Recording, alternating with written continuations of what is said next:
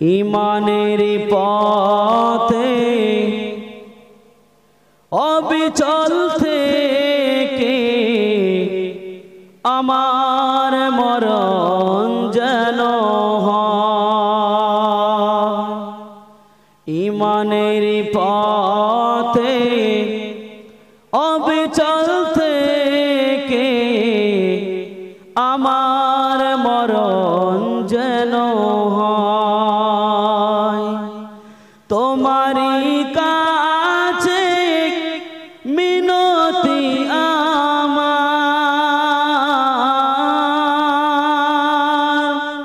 তোমারই কাছে মিনতি আমার, ও গো মহিম দয়াময়।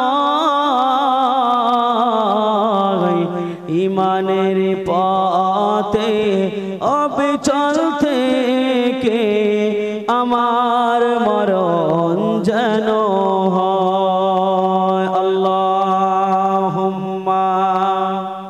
সাল্লি আলা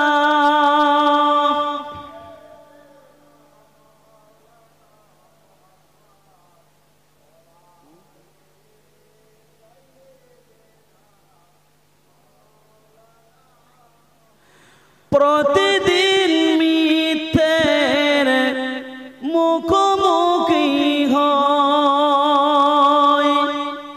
বেদিন ফাঁসে কেরা করে হইচই।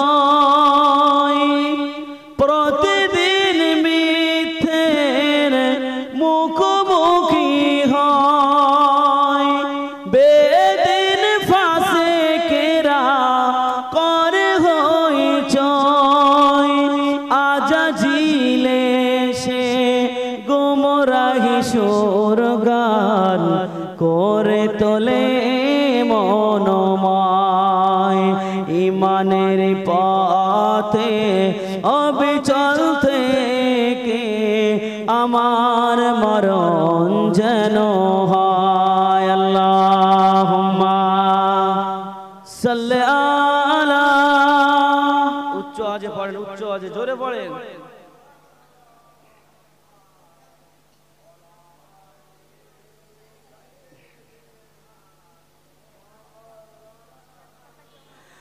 আধারের দুর্গম আঁকা বাঁকা পথ, ভ্রান্তিতে পূর্ণ যত মতামত।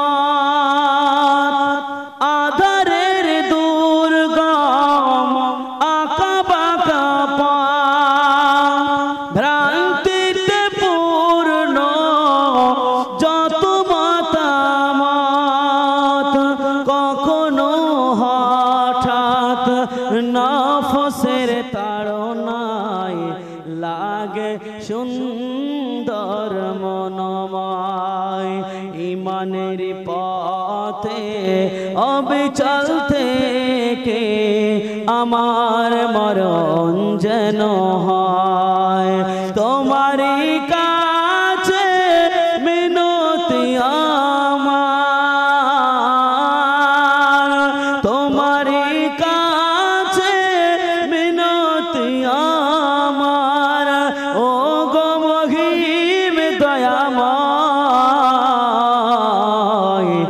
ইমানের পথে অবিচল থেকে আমার মরণ যেন হয়। আল্লাহুম্মা সাল্লি আলা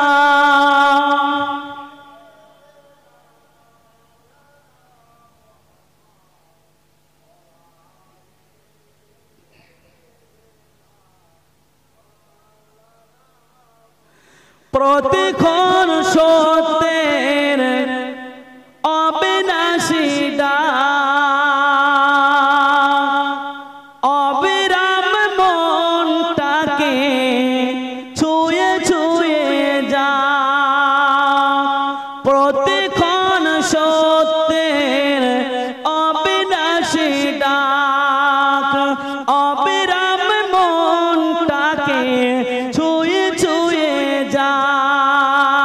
পাক ধুয়ে মুছে দিয়ে পাপ কালিমা স্বপ্ন জাগাও মধুময় ইমানের পথে অবিচল থেকে আমার মরণ যেন হয় তোমারই কাছে মিনতি আমার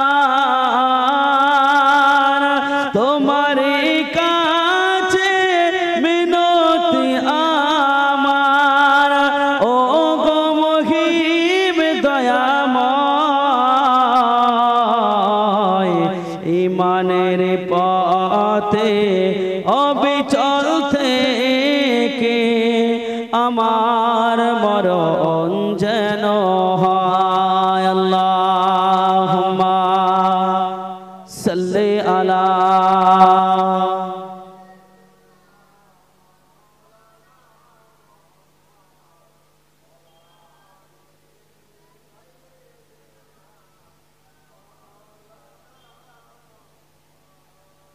তো বাবাজি আমার আল্লাহর নবী সাহাবী হযরতে আলী রাদিয়াল্লাহু তাআলা আনহু এক সময় খাইবারের যুদ্ধে অনেক দিন ধরে খাইবারের যুদ্ধ চলছিল এই এখন যেমন ইসরাইল ফিলিস্তিন যেমন যুদ্ধ চলছে তো খাইবারের যুদ্ধে প্রায় না হলেও মাসখানেকের উপরে খাইবারের যুদ্ধ চলছিল তো আল্লাহর নবী সাল্লাল্লাহু আলাইহি ওয়াসাল্লাম তিনিও সেই যুদ্ধের সেনাপতিত্ব ছিলেন কিন্তু বিষয় হলো যুদ্ধটায় মুসলমানদের পরাজয় হচ্ছিল না মুসলমানেরা জয় হচ্ছিল না এমনত সময় হযরতে আল্লাহ নবী এমনত সময় একদিন এশার নামাজের পর বলছেন আজকেরে আমি একটা ঘোষণা দিচ্ছি আগামী কাল আমি একজনকে সেনাপতিত্ব করে পাঠাবো খাইবারের যুদ্ধের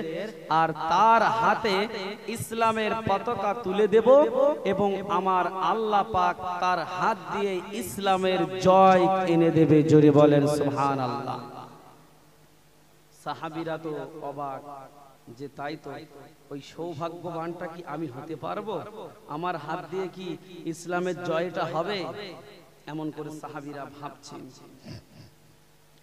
আল্লাহ নবী সাল্লাল্লাহু আলাইহি ওয়াসাল্লাম ঈশা নামাজ বাদ সাহাবীদেরকে ডাক দিলেন ও সাহাবীরা আমি রাসূলুল্লাহ খাইবারের যুদ্ধটা বেশ অনেক দিন চললো মাসখানেক হয়ে গেল খাইবারের যুদ্ধ চলে কিন্তু মুসলমানদের জয় হয় না আল্লাহ নবী সাল্লাল্লাহু আলাইহি ওয়াসাল্লাম সাহাবীদেরকে ডাক দিয়ে বললেন ও আমার সাহাবীরা আমি রাসূলুল্লাহ আগামী কাল ফজরের পরে এমন একজনের হাতে ইসলামের পতাকা তুলে দেব তার হাত দিয়ে আমার আল্লাহ পাক ইসলামের জয়লাভ করে দেবে বলুন সুবহানাল্লাহ হযরতে উমর ফারুক মনে করছে আল্লাহ নবী মনে হয় আমার কথা বলবে হযরতে আবু বকর মনে করছে আল্লাহ নবী মনে হয় আমার হাতে তুলে দেবে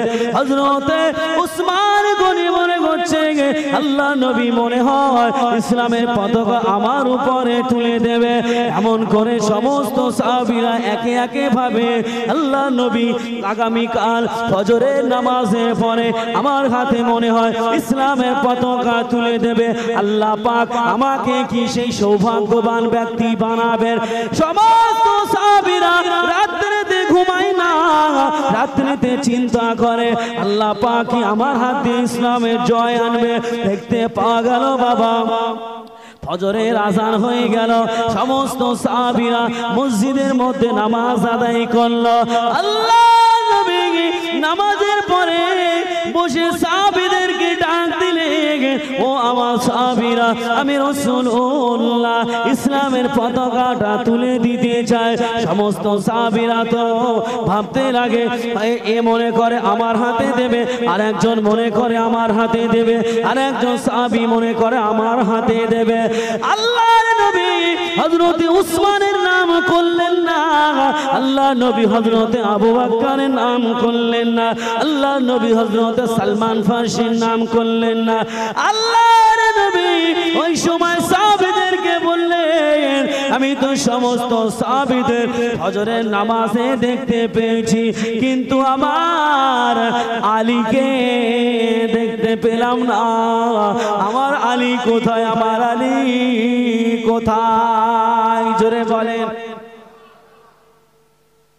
সমস্ত সাহাবীরা ভাবছে হযরতে উসমান মনে করছে আমার দেবে, হযরতে আবু বকর হুজুর মনে করছে আমার দেবে, হযরতে সালমান ফারসি হুজুর মনে করছে আমার দেবে।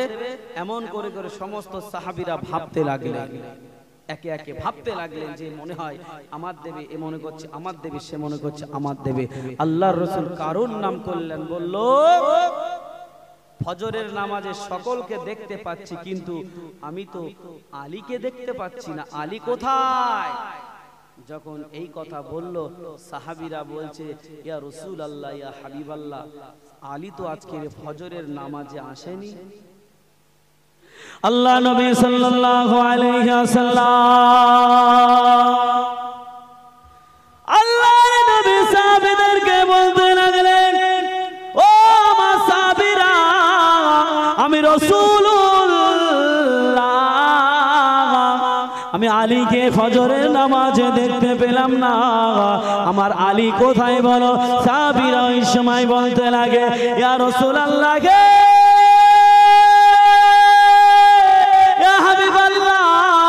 আপনার সাহাবী আলী সে আজকের ফজরের নামাজ পড়তে আসেনি, তার চোখ উঠেছে, তার শরীরটা খারাপ, সে অসুস্থ, অসুস্থ হওয়ার কারণে আপনার সাহাবী আলী বাড়ি রয়েছে। আল্লাহ নবী সাহাবীদেরকে বললেন, আমি কোনো অজুহাত শুনবো না, আমার সাহাবী আলীকে ডেকে নিয়ে আসো।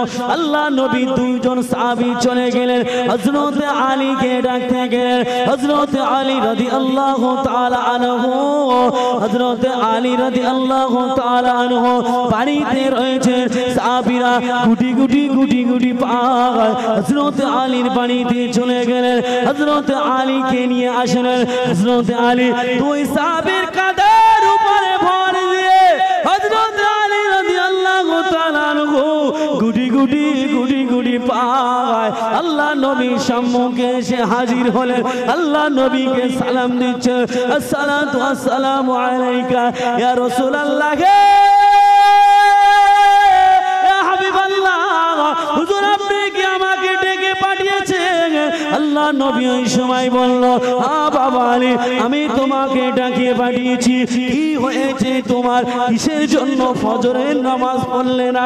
আল্লাহ নবী যখন আলীকে বললেন, আল্লাহ নবী সাহাবী হযরত আলী ওই সময় বলে, ইয়া রাসূলুল্লাহ, ইয়া হাবিবাল্লাহ, আমি ফজরের নামাজ পড়ি না, আমি ফজরের নামাজে আজকে আসতে পারি না, কারণ হলো আমার চোখ উঠেছে, আমার শরীরটা বড় খারাপ। ইয়া রাসূলুল্লাহ, ইয়া হাবিবাল্লাহ, আপনি আমার বেয়াদবি মাফ করে দিন, আপনি আমার বেয়াদবি ক্ষমা করে দিন।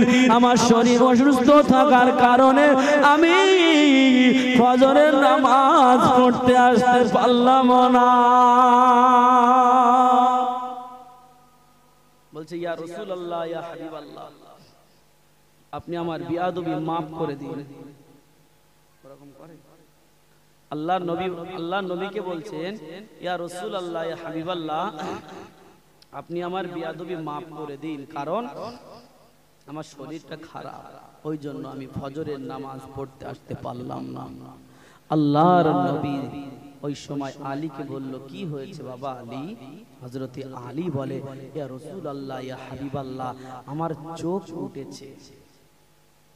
সাহাবীরা মনে করছে মনে হয় লাইন ভালো, হযরতে আলীর চোখ উঠেছে মানে আমাদের মধ্যে কাউকে হয়তো আল্লাহর নবী আমাদের হাতে ইসলামের পতাকাটা তুলে দেবে, আর আমাদের মধ্যে কারুর হাত দিয়ে আল্লাহ পাক খাইবারের যুদ্ধ আল্লাহ পাক জয় করিয়ে দেবে। সাহাবীরা ভাবলেন। আল্লাহ নবীকে যখন বললেন ইয়া রাসূলুল্লাহ ইয়া হাবিবাল্লাহ, হুজুর আমার চোখ উঠেছে, ওই কারণে আমি নামাজ পড়তে আসতে পারলাম না। সাহাবীরা মনে করছে আমাদের হাতে মনে হয় যুদ্ধের পতাকাটা তুলে দেবে। আল্লাহ নবী সাল্লাল্লাহু আলাইহি ওয়াসাল্লাম নিজের ঠোঁট মোবারক থেকে থুতু মোবারক নিয়ে হযরত আলীর চোখের মধ্যে লাগিয়ে দিলেন। যেখানে চোখ উঠেছিল আল্লাহ নবী নিজের থুতুটা নিয়ে হযরত আলীর চোখে লাগাতে দেরি হয়েছে, কিন্তু হযরত আলীর চোখটা সারতে 1 মিনিটও দেরি হলো না। ও আমার ভাইজানেরা, আল্লাহর নবী তিনি তিনার থুতু মুবারকটা দিয়ে হযরত আলীর চোখে যখন লাগিয়ে দিল, আগে চোখটা যেমন ছিল তার চাইতে আরো হযরত আলীর চোখটা 1000 গুণে ভালো হয়ে গিয়েছিল। আগের চাইতে আরো চোখটা 1000 গুণে ভালো হয়ে গিয়েছিল। আল্লাহর নবীর থুতু মোবারকে কি বরকত। চোখ উঠেছে, আমাদের চোখ উঠলে তো মানে কত রকম সমস্যা হয়, জ্বর আসে, ওর টানে, আমাদের অনেক রকম সমস্যা হয়। হযরতে আলী বলল ইয়া রাসূলুল্লাহ আমার চোখ উঠেছে। আল্লাহর নবী গাল থেকে থুতু নিয়ে চোখে টেনে দিল। আল্লাহ পাকের হুকুমে আগের চাইতে চোখটা আরো 1000 গুণে ভালো হয়ে গেল। জোরে বলেন সুবহানাল্লাহ। হযরতে আলী রাদিয়াল্লাহু তাআলা আনহু, আল্লাহর নবী বলল যাও আলী তুমি যুদ্ধের ময়দানে চলে যাও, পতাকাটা হাতে নাও, খাইবারের যুদ্ধে চলে যাও, খাইবারের যুদ্ধে চলে যাও।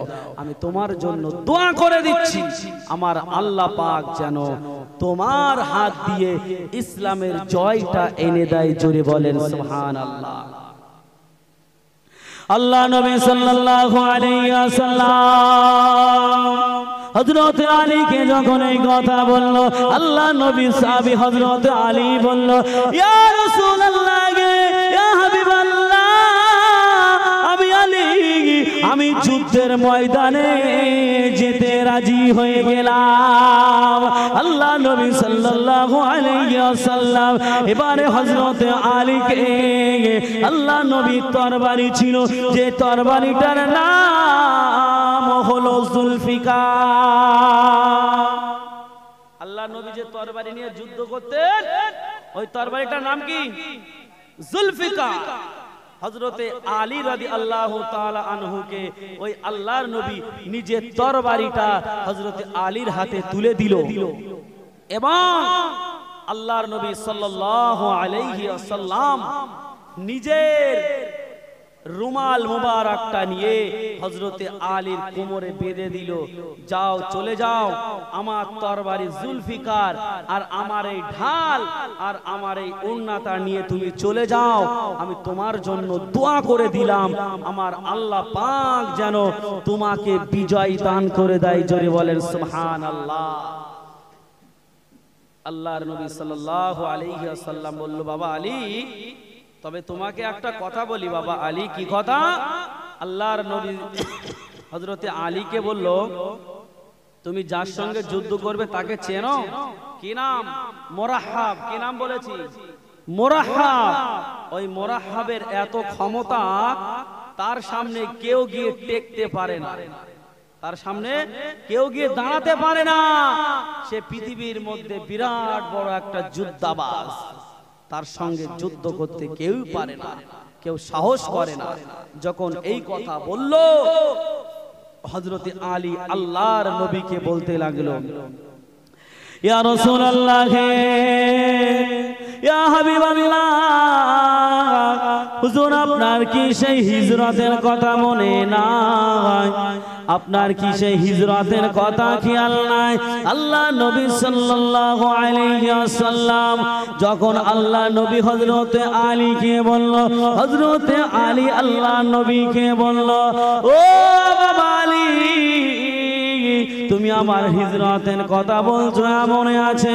আল্লাহ নবীকে বলল, ইয়া রাসূলুল্লাহ, ইয়া হাবিবাল্লাহ, আপনি যেদিন হিজরত করেছিলেন আপনার জায়গাতে আমাকে শুইয়ে দিয়ে আপনি হিজরত করছিলেন।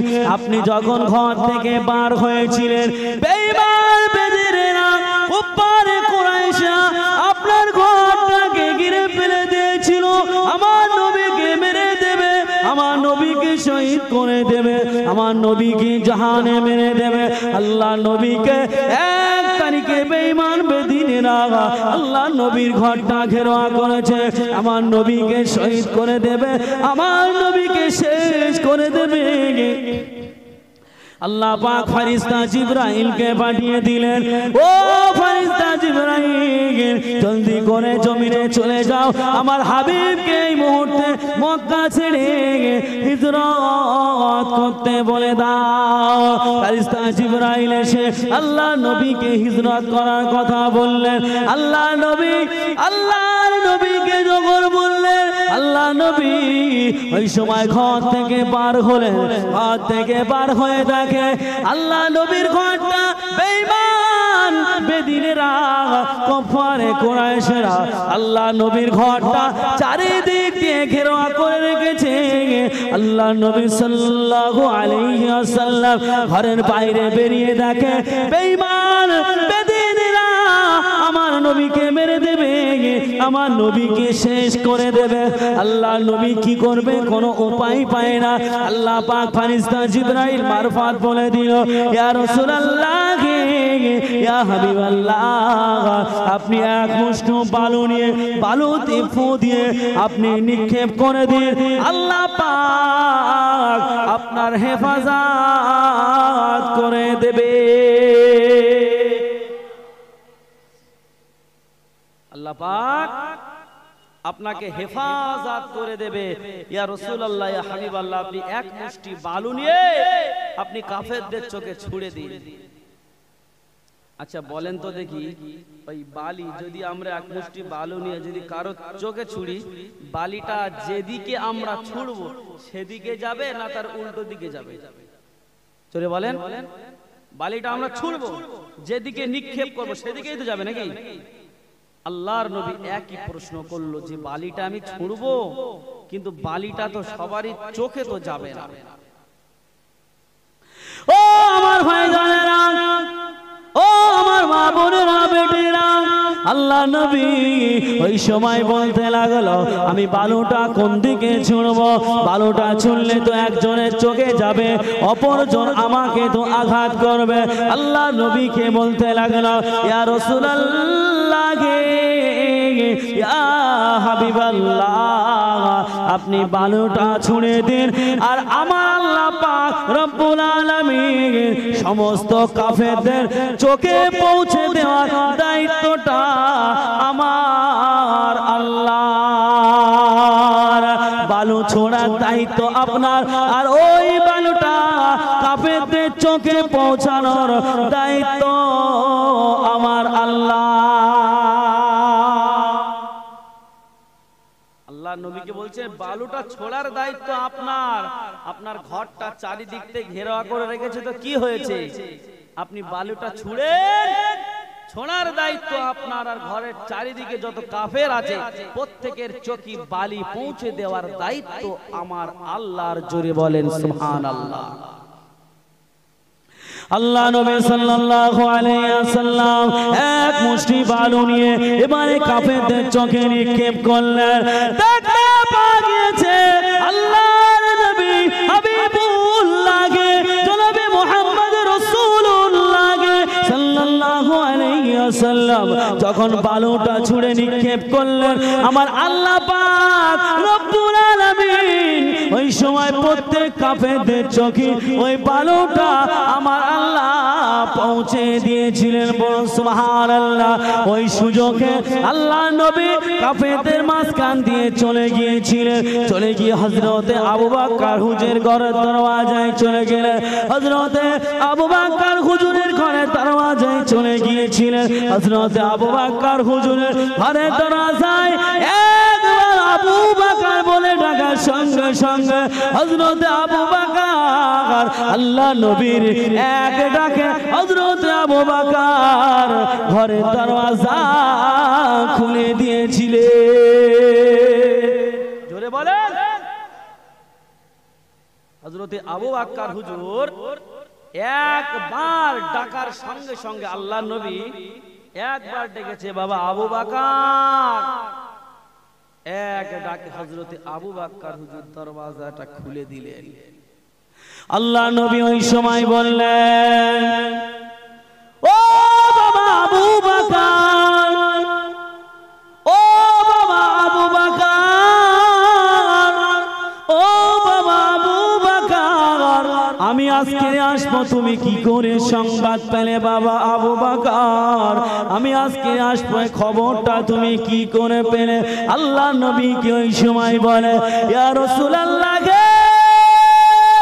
ইয়া হাবিবাল্লাহ, আজ থেকে 6 মাস আগে আপনি আমাকে বলেছিলেন, ও বাবা আবু বকর, ও বাবা আবু বকর, এই মক্কার জমিনে আমাদের আর বেশি দিন থাকা হবে না, মক্কা ছেড়ে আমাদের মদিনায় হিজরত করতে হবে।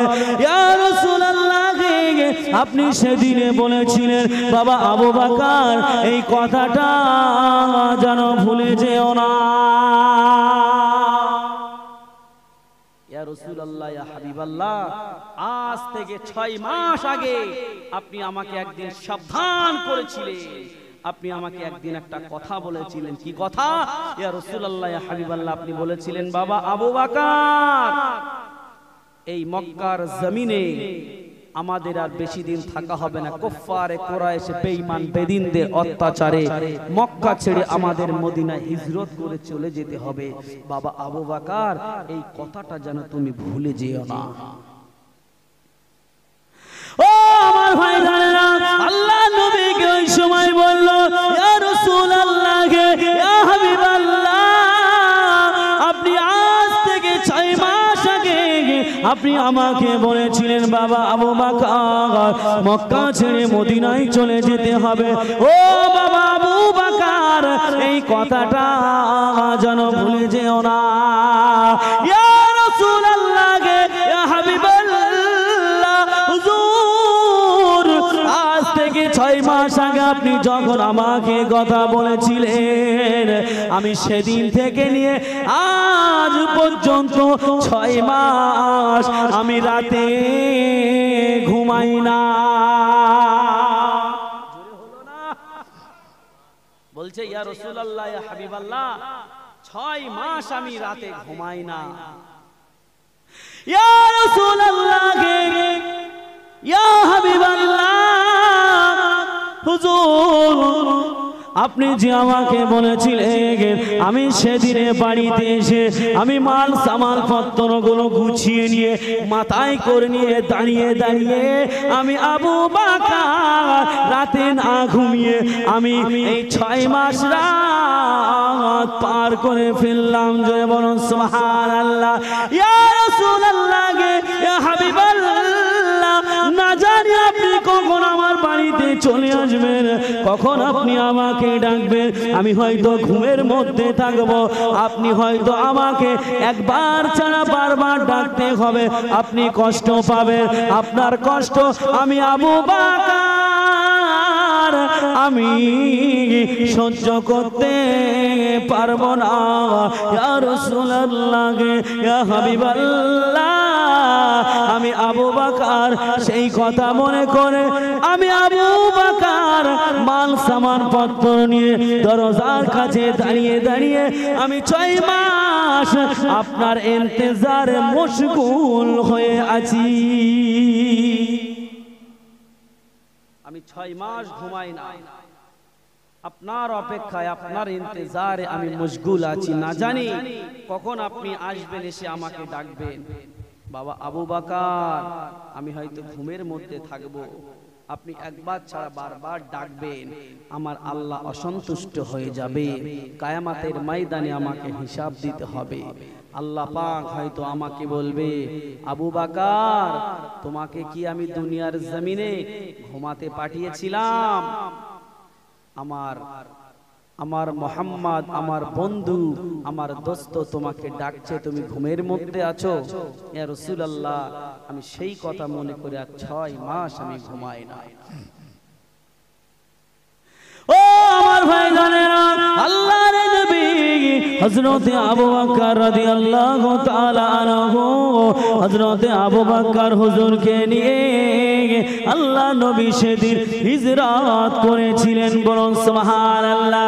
ও আমার ভাই জানেরা, নবী আমার দিন দুনিয়ার বাদশা হাবিবুল্লাহ জনাবে মুহাম্মদ রাসূলুল্লাহ সাল্লাল্লাহু আলাইহি ওয়াসাল্লাম, আল্লাহর নবী সমস্ত সাহাবীদের ঋণ পরিশোধ করতে পেরেছিলেন, কেবলমাত্র হযরত আবু বকর হুজুরের ঋণ শোধ করতে পারেন না।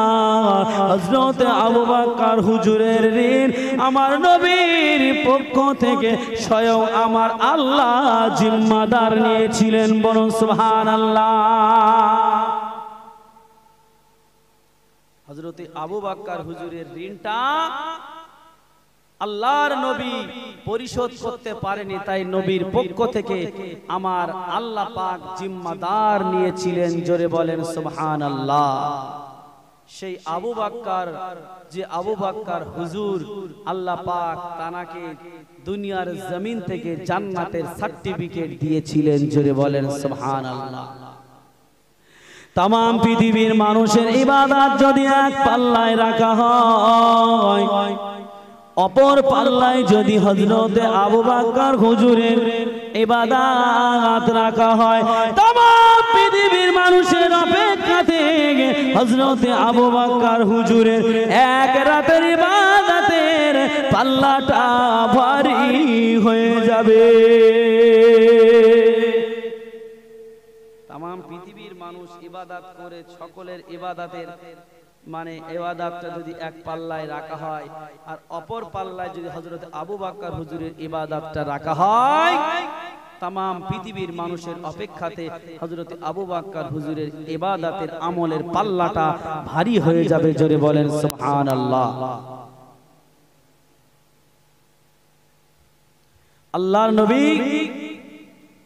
हजरत आबू बकर हुजूर के निये सेई राते आत्मगोपन करेछिलेन पाहाड़ेर चोड़ाय। पाहाड़ेर चोड़ाय हजरत आबू बकर हुजूर के आमार आल्लाह पाक एतोटा एतोटा एतोटा मान इज्जत आमार आल्लाह दिएछिलेन। आल्लाहर नबी सल्लल्लाहु अलैहि वसल्लमेर पाशे हजरत आबू बकर हुजूरेर दाफन हयेछिलो। जोरे बोले हजरत आबू बकर हुजूरेर दाफन नबीर पाशे हयेछिलो। अल्लाह नबी इंतेकाल करलेन। हजरत आबू बकर हुजूर तिनी एबारे खिलाफतेर दायित्व पेलेन।